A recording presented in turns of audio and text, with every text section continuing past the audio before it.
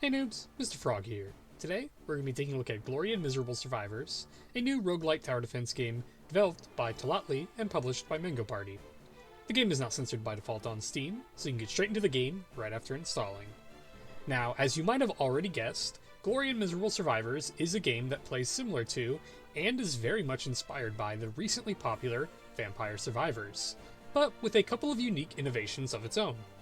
Instead of just being a survival bullet hell game, Glory and Miserable Survivors adds in tower defense mechanics as well. The game opens rather simply, with no flashy animations or story intros, and instead goes straight to the main menu. From the main menu of the game, you can select Start and choose from one of many characters to play. At first you will only start with Kukuru, but over time you can purchase and unlock the other girls. Each of the characters have their own unique playstyles, starting stats, and even story scenes that can be viewed in the gallery on the main menu. Playstyle for each character will largely be determined by their unique starting weapons. The game offers a wide variety of playstyles, such as sword slashes for Kukuru the Knight, a large AoE bow shot for Henrietta the Elf, and my personal favorite, the burning dash for Jing the Beast Girl.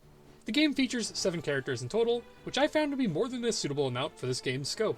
As for the controls, the game is fully one-hand playable, with controls very similar to other Vampire Survivors-like games.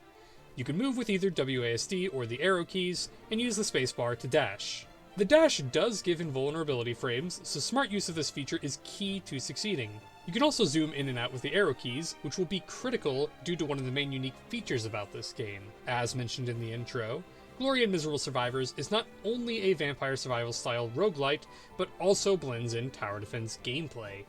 Each level in the game is a linear hallway, and enemies will spawn on the right side of the map and charge to the left. Now, not only must you protect yourself from taking damage from the spawning enemies, but you must also stop these enemies from reaching the other side of the map and attacking what is called the Keep. Some of the enemies will not only attack you, but also charge straight past you, so you will need to keep a close eye on the map to make sure you are not letting anything through.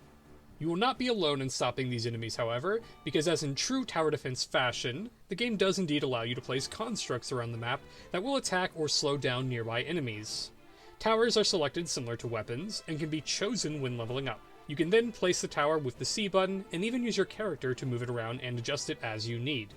I personally really enjoyed this aspect of the game. It really helps set it apart from many of the other Vampire Survivor style games flooding the market at the moment. The game features a plentiful amount of tower and weapon choices as well, to help each playthrough of the game keep from feeling repetitive and monotonous. I honestly had a lot of fun figuring out which combinations of weapons and towers worked best, and the tower defense aspect definitely adds a new layer of challenge to the genre.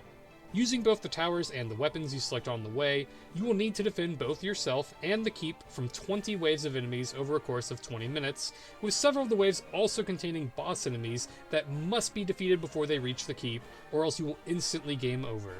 Do not worry too much though, as if you do end up losing, you will be taken to the results screen, which will not only show your statistics for the match, but also a rather interesting animated CG image, which leads us on to the real content of this game: the H content. The H content in Glory and Miserable Survivors is admittedly on the lighter side. It is definitely more of a gameplay-focused H game, with the only real H content being the game over screen, which will play a looping defeat animation, and the game also has clothing tear for each character that will occur as your health drops.